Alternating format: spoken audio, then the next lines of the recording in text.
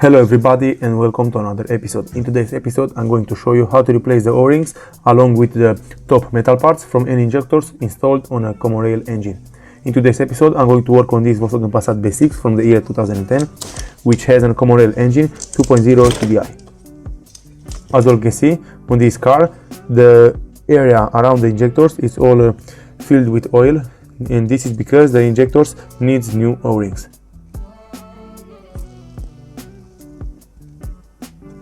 Doesn't matter how often I try to clean it, in a few minutes, in a few kilometers for me driving the car, it's going to fill the area again with the oil because the O-rings are not going to work good anymore, so they must be replaced from the injectors. To do this, you'll have to remove the injectors completely off from the car and replace all the necessary parts in order for you to fix this problem. Those are my new O-rings, and those O-rings which I'm showing you right now will be always inside the engine because you'll have to remove the injector and put them onto the exterior of the injector, and after that when you will put the injector back into the car, it will be always inside the engine. And these little metal parts will be at the top of the injectors, right at the top of the engine, and those are the most important parts because if those are not good, it will leak oil again. From here I will fast forward. I will show you guys how to do everything, but I'm not going to explain it everything because it will be a very long video. You'll have to disconnect the cables from the injectors. After that you'll have to use a 70mm key or a wrench to remove the hoses which goes from the fuel ramp into the injectors, and you'll have to remove them completely from the car.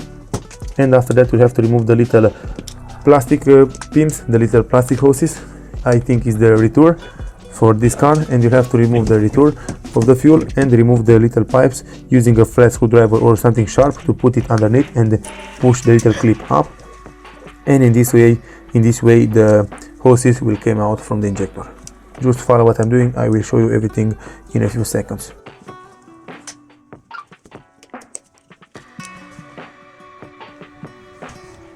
As I told you earlier, in order for you to remove the little plastic hoses, you'll have to put your little flat screwdriver underneath the top part of the hose, and after that you have to lift the clamp up and it will come out. Make sure you don't break them, because if you break them, surely you won't have any spare parts to put back, so just take that in mind and take your time doing this.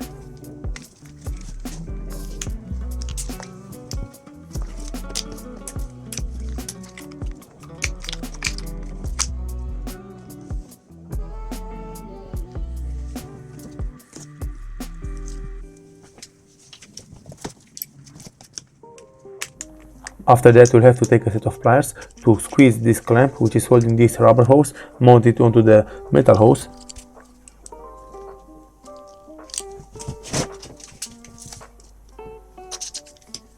You can also use some WD-40 to make your life a little easier and lubricate the parts. Then you'll have to remove the connector from the fuel ramp, and after that you'll have to remove the wiring from the spark plugs, and after that you'll be able to remove it completely and put it aside in order for you to create enough space to remove the pipes which is going inside the injectors, the fuel pipes I mean.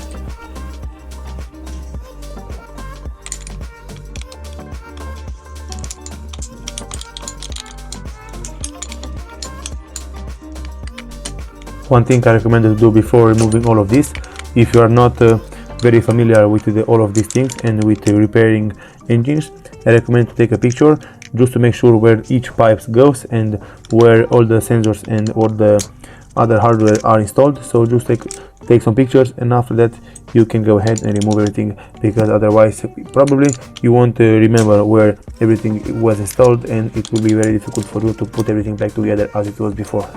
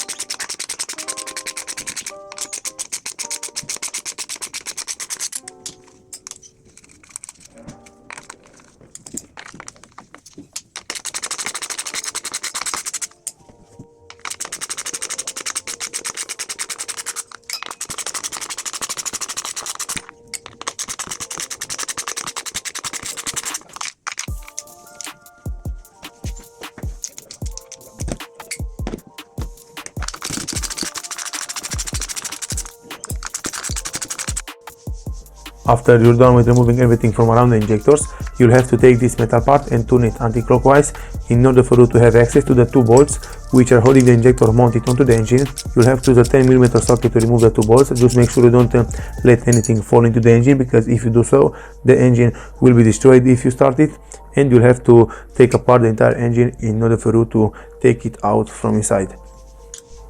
As you all can see, I removed the two bolts which are holding the injectors mounted onto the engine, and now in order for you to remove the injectors, normally you will need a special tool, a special press to remove the injector, but in my case the injectors are not so stuck. I'm not going to use any press. I will just wiggle them left and right, and after that, as you can see, the injector will come loose and they will come out from the engine. This is how it's looking. This is an injector from a common rail engine, and in most of the engines those are all the same. Just depends the serial numbers and depends from car to car the size and the shapes. Okay everybody, as you can see, now with the injector out of the car, I'm able to remove the metal part from the top. Now I'm going to remove all the O-rings from the sides of the injector, and you'll have this rubber O-ring in the middle of the injector. After that, you'll have this copper O-ring at the bottom, and you'll also have one little O-ring at the top. I recommend you to take a very fine sandpaper and clean it very good. I'm going to clean it, and after that I'm going to install everything as it was before. Now with the injector all cleaned up very well, I'm going to remove the last little O-ring from the top, this one, and I'm going to install everything back as it was before. I'm going to put the new O-rings. I recommend you to take some engine oil and lubricate the injector very good. I recommend you to lubricate the O-rings in order for you to make them slide very easy.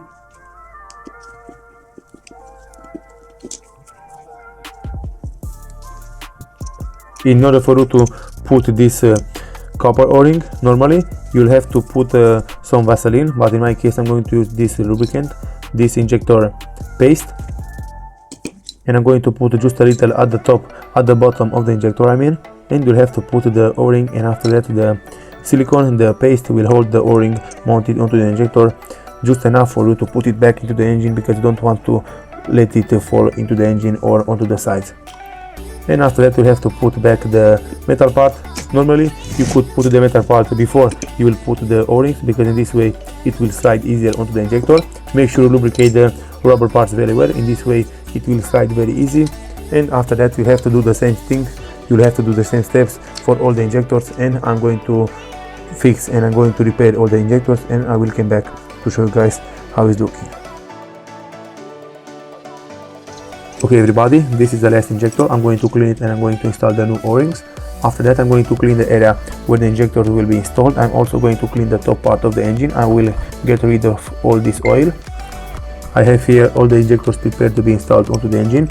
Make sure you install them into the correct position, and make sure you don't forget any O-ring.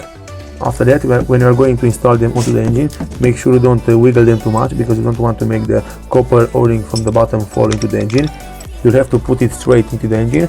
You'll have to turn the metal part anti-clockwise again in order for you to have access to put the bolts back and tie them to 12 Nm each.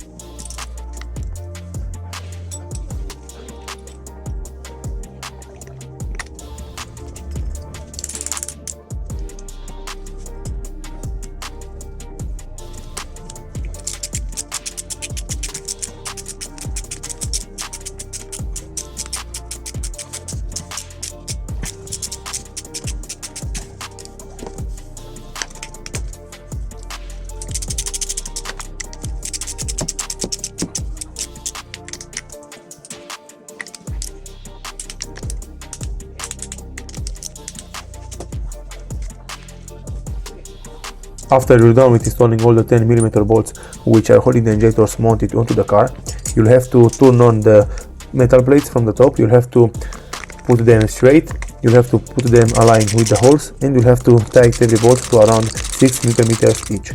So you don't want to over tighten them because the top part is made from plastic and you don't want to strip the threads. So you have to tighten every bolt to around 6mm each.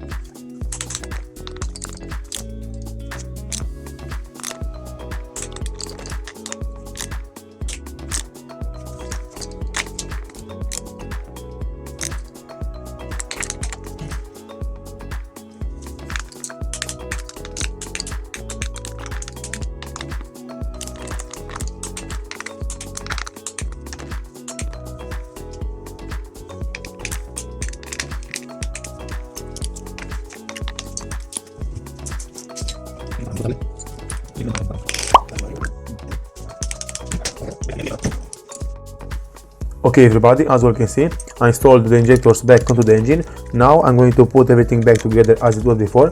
I'm going to put the metal pipes from the injectors, I'm going to put the electrical part, I'm going to put all the wiring and the connectors, and after that you'll have to prime. And I'm going to prime the fuel, because on these cars, on the common engine, you'll have a high fuel pump and you have to turn it on only using a diagnostic tool. So if you don't have a diagnostic tool, normally you won't be able to start the car, because otherwise the high fuel pump will create a lot of pressure and it will overheat, and it will also create some little metal parts which will destroy the engine if there is no fuel inside it. So you'll have to take a diagnostic, you have to prime up the fuel, you'll have to turn on the second fuel pump from right here, from next to the engine, which will push the fuel inside the injectors and back inside the fuel ramp and installed inside the hoses, and only after that you'll be able to start the car.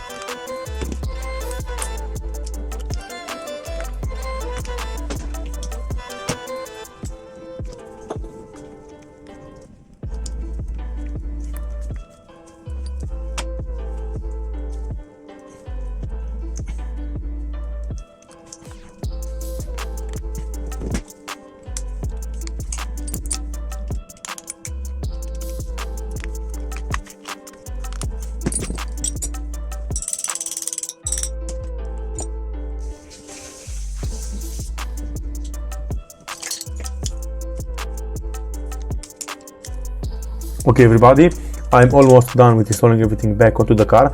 Now I will go inside the car, I will put the ignition, I connected already the VCDS tool, I opened up my PC, and now I'm going to search onto the engine. You'll have to go to basic settings and you'll have to take the fuel prime adaptation, and you'll have to turn it on from about 2 or 3 times. Each time you'll have to turn it on for about 30 seconds. And after that you'll have to remove the bolts from the injector. You'll have to remove the pipe just a little to make the air came out, and in this way you will make the installation bleed. You will breathe out the installation. You have to turn in this bolt until you'll see that the fuel will come out without bubbles. So in my case I'm going to do so for all the injectors, and after that I will show you guys how the car is starting up with the installation primed up and with the fuel back into the injectors. And this will be the first time when I'm going to start the car. As you can see, I didn't start the car earlier. I just primed up the fuel, and now I'm going to start it the first time with the new O-rings installed onto the injectors. And this is how the car starts.